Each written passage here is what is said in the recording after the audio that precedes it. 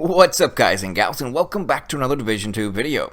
If you happen to be new to the channel or you're just enjoying the content, then be sure to ground and pound that like and subscribe button. Also, reach up there, trigger the bell, and turn on post notifications so that way you never miss a live stream or a video that's uploaded. Also, furthermore, if you'd like to check out the links in the description below, tons of content down there. And if you'd like to become an official member of Guerrilla Militia, then be sure to smash that join membership button. But today, boy, do we have a doozy. Reddit and Twitter is on fire.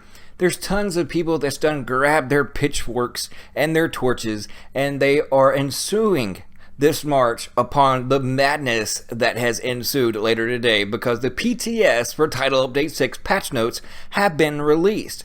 Now, you must keep in mind that these patch notes are not set in stone by any means whatsoever. As we all know, they'll go through several different processes and, determining which is some will probably stay the same and some things are subject to change. Now, they have stated on Twitter, and as all the PTSs, it is all based on the feedback in which they get from the PTS.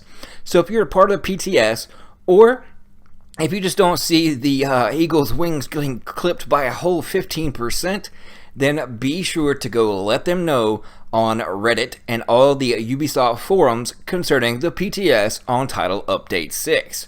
But let's hop into the Twitter sphere, as we say, and let's look at Thylander's direct tweet.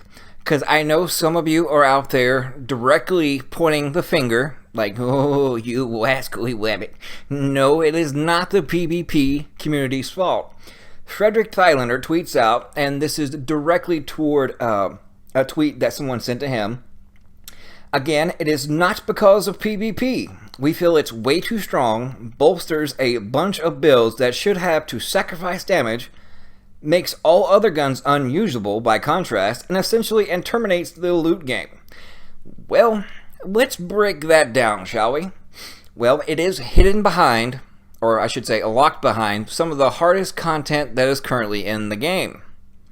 Okay, and even if you do beat that said content, there is still a drastically small percentage in which it'll drop for you. So, on one hand, you would think, well, if something that hard to obtain, it should be really good, right? Well, of course. But then those that can't get a group or have still, completed the raid successfully and still have yet to get an Eagle Bear drop for them, well, then that's where most of the complaints are coming from. And of course, a lot of those complaints directly are tied to PvP, just for the simple aspect that's basically what everybody runs. But let's look at it from another contrasting point of view. Now, if we all remember the big nerf when it come to the Vector, when it was the whole clutch strained berserk ordeal, and they completely demolished that into the ground. Now, it wasn't directly because that the Vector was so strong. No, it was the underlying causes of having all those talents combined together in which made the Vector is what it was, and thus being nerfed into the ground, which is hardly anyone ever uses it now. Well, if you look at it that, and people that combined their Eagle Bear with the 311-7, you would think it's not directly because of the Eagle Bear, right? I mean, that's, logically thinking. There's other underlying reasons and not just, straight at the Eagle Bear by itself. Now, they did reduce Spotter and On the Ropes, so it got nerfed. Compensated got a little nerfed by 5%. But did the Eagle Bear really need a nerf of 15%? That is the question that we're asking. Now, wouldn't you think that since it was a PTS, and, the Eagle Bear is what it is, and, being behind the content in which it is, and hardly that many people doesn't have it, but the numbers are growing each and every day. Now, one would think they would, on its first iteration of the PTS, just try it since they did nerf On the Ropes, compensated, things of that nature, to try it out first before they do this drastic, 15%. Or you could look at, on the other hand, why didn't they take the other ARs that are in the game and give them a buff? Well, we would like to know those same questions because I keep asking them and kind of get stonewalled and because of an answer. Because they say that most people are only using the Eagle Bearer and kind of leaving all the other ARs behind and only are using the Eagle Bearer, and that is one of the reasons why they nerfed it. Okay, let's just take the Eagle Bearer out of the equation. What are the main two ARs that everybody was using? The P416 or the AK.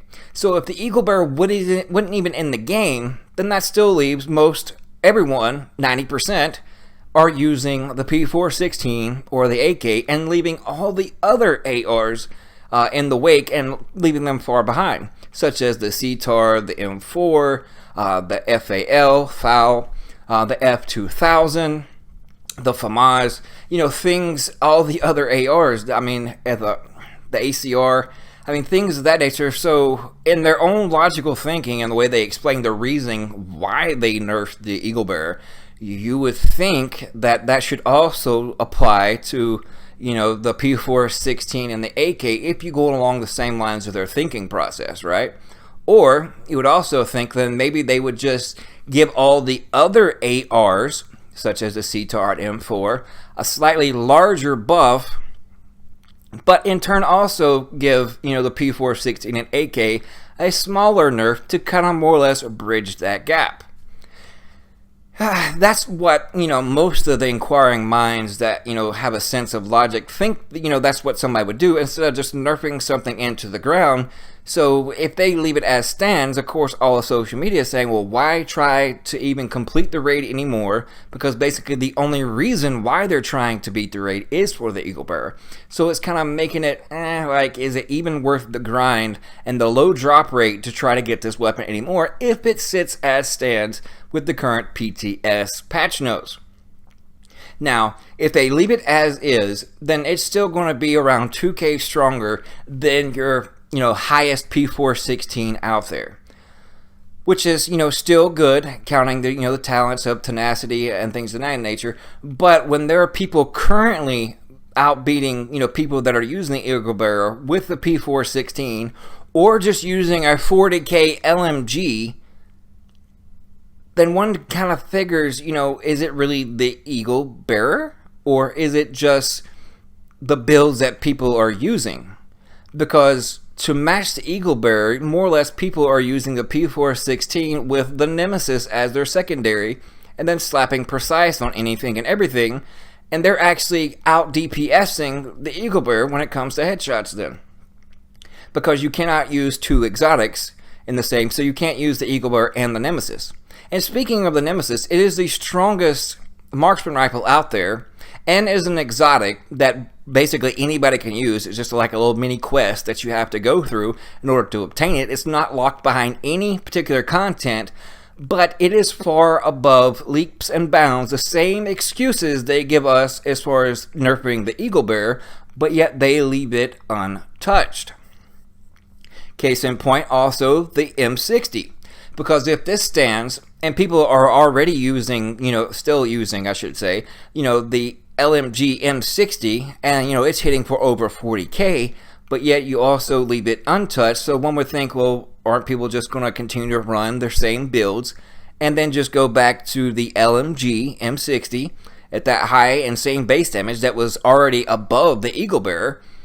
Or are they just going to go to the P416 and the Nemesis secondary? It kind of leaves a lot of room to thought. But, I want to hear your guys' opinions. And also I want to reiterate, if whichever side of the fence you lean towards, where you think it's a good thing, you think it's a bad thing, let me know in the comment section below. And also flock over to Reddit on the Ubisoft forums and make sure you leave your opinions and make sure they are known. Now keep in mind, keep it respectful and do it in a respectful manner, but let them know how you feel as far as what changes they are implementing on this first pass through of the PTS. Because, I mean, if we do not know what the consensus of the community wants, then it's just left up to the crying mob rule as far as how they typically go with these things, as whichever group cries the loudest and the longest usually ends up getting their way, which is a bogus way of looking at it. But hey, that's what we're stuck with, so, I guess we're going to have to play that same game that they're doing, right? But anyways, guys, thank you so much for tuning in. Let me know what you guys think. We'll see you punching later.